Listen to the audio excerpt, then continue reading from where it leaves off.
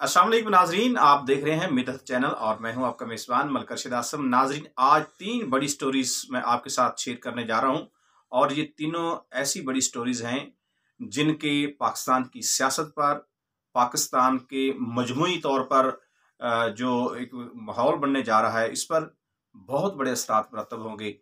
पहली स्टोरी जो नाज़रीन आपके साथ मैंने शेयर करनी है वो है मुस्लिम लीग नवाज ने लाहौर में अपने मुतवक्को जो कैंडिडेट हैं उनके मुतल्लिक एक खबर लीक की है कि किस सीट से कौन इलेक्शन लड़ेगा। दूसरी जो एक स्टोरी मैं नाज़रीन आपके साथ शेयर करने जा रहा हूँ उसका ताल्लुक है कि आर्टिकल 6 की गूंज बहुत पाकिस्तान के अंदर चल रही है कि आर्टिकल 6 लगना चाहिए, कौन कह रहा है, किस बुनियाद पे कह रहा है। और तीसरी स्टोरी नाज़रीन वही जो सुप्रीम कोर्ट ऑफ पाकिस्तान में जो हियरिंग चल रही है, नाअहली की मुद्दत कितनी होनी चाहिए, ख़त्म होनी चाहिए और किसे दोबारा इक़्तिदार में आने के लिए मौका मिलना चाहिए। तो नाज़रीन, आगाज़ करते हैं। हम मुस्लिम लीग नवाज ने लाहौर के जो मुतवक्को कैंडिडेट्स हैं उनके नाम वो सामने लेके आई है। अगर हम 117 से शुरू करते हैं नाज़रीन, तो 132 तक लाहौर की कौमी असम्बली की नशिस्तें हैं। 2 सीटें लाहौर की जो कौमी असम्बली की हैं वो इस वक्त मुस्लिम लीग नवाज के लिए दर्द सर बनी हुई हैं। एक सीट है जिसका ताल्लुक है शाहदरा की जो सीट है, यहाँ से ख्वाहिशमंद हैं पाकिस्तान इस्तेहकाम पाकिस्तान पार्टी की जो सदर हैं IPP के अब्दुल अलीम खान। वो चाहते हैं कि मुस्लिम लीग नवाज सीट एडजस्टमेंट के बाद में उन्हें वो सीट दे दे। नाज़रीन, दूसरी सीट है वो है NA 127।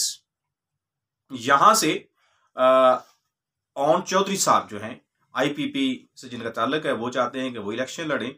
लेकिन अगर हम NA 117 की बात करते हैं तो यहां से मलक रियाज हैं जो मुस्लिम लीग नवाज की जानिब से इलेक्शन लड़ने के ख्वाहिशमंद हैं और उन्होंने एक लॉबिंग भी शुरू कर रखी है और क़यादत को वो कायल करने की कोशिश कर रहे हैं कि उन्होंने वहाँ पे गुज़श्ता जो टिनोर था उसमें बहुत काम किया, लिहाजा उन्हें वहाँ से दोबारा एक बार फिर मौका दिया जाए और वो वहाँ से जीते हुए भी कैंडिडेट हैं। लेकिन चूंकि मुस्लिम लीग नवाज की अपनी एक मजबूरी है और वो ये चाह रही है कि IPP के साथ जैसे कि उन्होंने सीट एडजस्टमेंट का वादा किया हुआ है, तो 2 कौमी असम्बली की सीटें लाहौर से मुस्लिम लीग नवाज देने के लिए बज़ाहिर वो उसने इशारे दिए हैं। एक अलीम खान की होगी और एक ओन चौधरी की होगी। ओन चौधरी जहां से इलेक्शन लड़ना चाह रहे हैं वहां पे अता तारड़ और राणा मुबशर 2 बड़े मजबूत कैंडिडेट हैं जो ख्वाहिशमंद हैं कि इस हल्के से इलेक्शन लड़ें।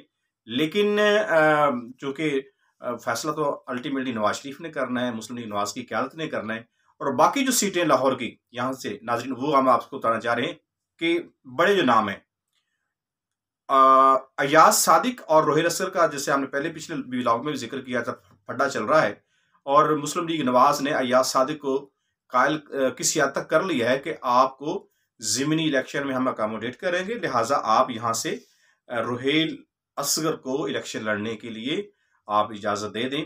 और ये भी कहा जा रहा है, जैसे कि पहले भी हम ये खबर दे चुके हैं, कि उन्हें चेयरमैन सेनेट की भी ऑफर की गई है मुस्लिम लीग नवाज की तरफ से। दूसरा नाज़रीन, शरीफ खानदान के 3 बड़े नाम जो हैं, बल्कि 4 जो हैं वो बड़े नाम जो हैं वो लाहौर से इलेक्शन लड़ रहे हैं। खुद नवाज शरीफ NA 130 से हैं, फिर शहबाज शरीफ वो भी लाहौर से इलेक्शन लड़ रहे हैं, मरियम नवाज भी लाहौर से इलेक्शन लड़ रही हैं और हमजा शहबाज भी लाहौर से ही कैंडिडेट हैं। इसके अलावा जो बड़े नामी ग्रामी जो कादावर शख्सियात हैं लाहौर से जो इलेक्शन लड़ रही मुस्लिम लीग नवाज की, इसमें ख्वाजा साद रफ़ीक हैं, रोहिल असगर हैं, हाफिज मोहम्मद नुमान हैं और मलक सैफुल मुल्क खोखर हैं, मलक अफजल खोखर हैं और बाकी इसी तरह जो दीगर सीटें वहाँ पे भी एक और बड़ा नाम जो करीबी समझा जाता था वो था सुहेल शौकत भट्ट, जो करीबी अजीज हैं नवाज शरीफ के। अब उनकी भी लॉटरी निकल आई है। 2 टिनोर तो उन्हें मुस्लिम लीग नवाज ने लिफ्ट नहीं कराई, लेकिन अब ये सुनने में आ रहा है कि चूंकि वो नवाज शरीफ के करीबी हैं, उनकी जो बेगम मरहुमा है कुलसूम नवाज, उनके वो रिश्तेदार हैं, तो उन्हें अकोमोडेट किया जा रहा है। तो ये है लाहौर का जो मामला। लेकिन अभी तक ये फाइनल अनाउंसमेंट नहीं है ये खुद खबर हल्के जो है मुस्लिम लीग नवाज के, उन्होंने ये खबर लीक की थी। और दूसरी स्टोरी नाजरीन, जो जैसे कि मैंने शुरू में आपसे उसका जिक्र किया था, उसका ताल्लुक है कि आर्टिकल 6 लगना चाहिए। ये आवाज कहाँ से आई है? ये आवाज जनाब मंसूब की जा रही है, या तो मंसूब की जा रही है या फिर थोपी जा रही है। वो है कप्तान जनाब इमरान खान साहब। आज उनके ऊपर इलेक्शन कमीशन के 4 रुकनी वफ्द ने मुलाकात थी, तो तौहीन इलेक्शन कमीशन का उनके ऊपर केस बनाया गया था उस सिलसिले में। तो वहां से एक खबर वहां से वायरल करवाई गई है, जानबूझकर करवाई गई है। इस पे पीछे क्या हिकमत है या वल्लाह आलम। लेकिन इमरान खान साहब ने कह दिया है कि इलेक्शन कमीशन के जो 4 जिम्मेदार हैं और जो उन्हें इलेक्शन कमीशन केस में, तौहीन इलेक्शन कमीशन का जो केस है इसमें फंसाने के लिए पार तोल रहे हैं, जब वो जेल से बाहर निकलेंगे, इख्तिदार में आएंगे, तो इनके ऊपर आर्टिकल 6 लगवाएंगे वो। ये बहुत बड़ी बात है। अगर इमरान खान साहब ने गुस्से में आकर कही है या जो भी मामला है, तो ये इमरान खान से मंसूब की जा रही है। लेकिन एक और जो कप्तान के लिए अच्छी खबर नहीं है, उनके चाहने वालों के लिए अच्छी खबर नहीं है, वो ये है कि 10 जनवरी को नाजरीन केस एक और जो इद्दत के हवाले से था, शादी के हवाले से, निकाह के, इमरान खान और बुशरा बीबी के 10 जनवरी को फर्द जुर्म आयद होने जा रही है इमरान खान पर। अब ये फर्द जुर्म आयद तो हो रही है, पहले ही इतने केसेस हैं और ट्रायल भी चल रहे हैं। खान साहब जो हैं बड़ा दलेरी से भुगत रहे हैं या मजबूरी में भुगत रहे हैं, ये तो अल्लाह बेहतर जानता है। लेकिन एक और बड़ा केस जो है, जो उनकी निजी जिंदगी से ताल्लुक रखता है, वो है इद्दत के हवाले से, जो उन्होंने निकाह किया था और उनके ऊपर ये इल्ज़ाम है कि इद्दत पूरी होने से पहले ही बुशरा बीबी और इमरान खान का निकाह हुआ था। ये केस 10 जनवरी को इस फर्द जुर्म के तौर पर इमरान खान पर लग रहा है। और फिर नाज़रीन, तीसरी बड़ी जो स्टोरी आपके साथ हम शेयर करने जा रहे हैं, उसका ताल्लुक है हमारी सुप्रीम कोर्ट से। आज भी सारा दिन जो वहां पे समाअत हुई लार्जर बेंच ने की है, चीफ जस्टिस ऑफ पाकिस्तान ने बारहा इस चीज का तज़किरा किया है कि सादिक अमीन का जो एक टाइटल चुना गया आर्टिकल 62 और 63 में, उस पर तो फिर कोई भी पूरा नहीं उतरता। और फिर एक बड़ा खूबसूरत जुमला उनके नाम से मंसूब है, वायरल हो रहा है मीडिया में, और उन्होंने ये कहा है कि तौबा का दरवाजा हमेशा खुला रहता है।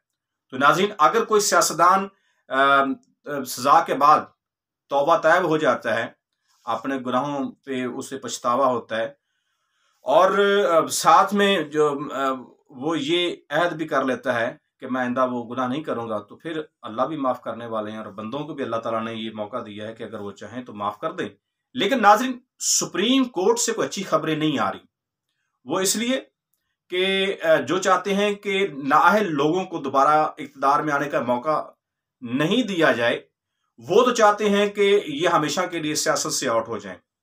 और दूसरी जो बात है वो भी बड़ी एक अजीबोगरीब है कि नैब ने अपील की थी सिंगल बेंच के फैसले के खिलाफ कि नाअहली की जो मुद्दत है उसे 5 साल के बजाय 10 साल कर देना चाहिए, और उस पर आज ये सुनने में आया है कि वो आर्डर आ चुका है। अब अगर 10 साल मुद्दत कर देते हैं और सुप्रीम कोर्ट ऑफ पाकिस्तान जो है वो नाअहल सियासतदानों को रिलीफ नहीं देती, तो फिर नवाज शरीफ का वज़ीर आज़म बनना बहुत ही मुश्किल है।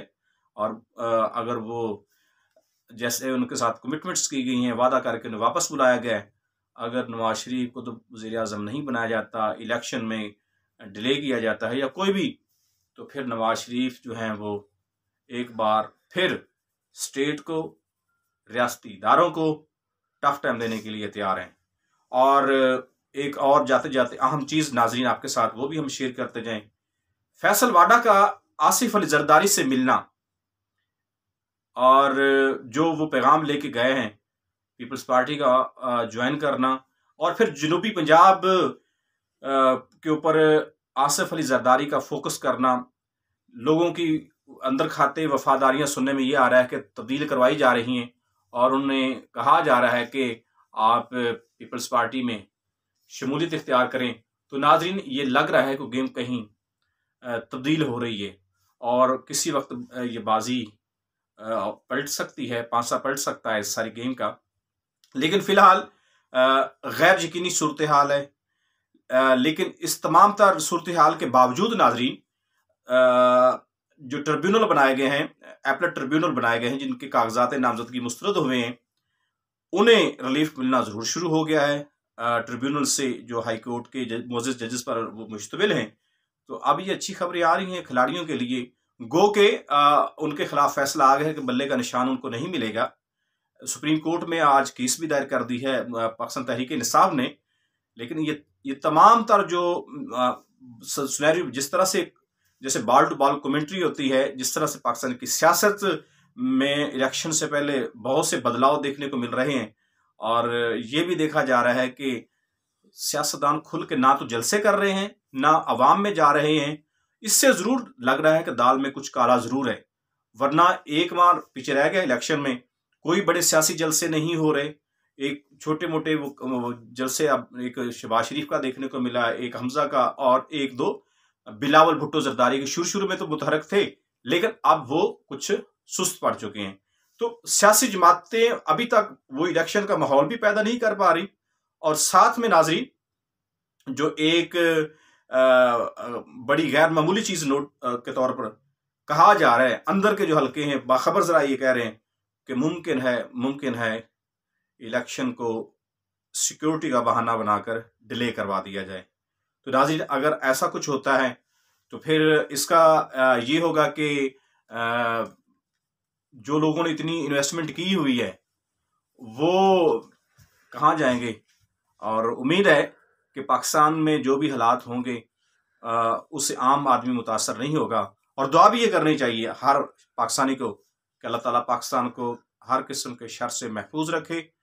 पाकिस्तान के जो दुश्मन हैं वो बहुत हैं, खैर खा बहुत कम है, और हमारी भी यही दुआ है कि अल्लाह करीम इस हमारे वतनी अजीज़ को हमेशा दुश्मनों के शर से महफूज रखे। अपने मेज़बान मलकर रशीद आसम को इजाज़त दीजिएगा।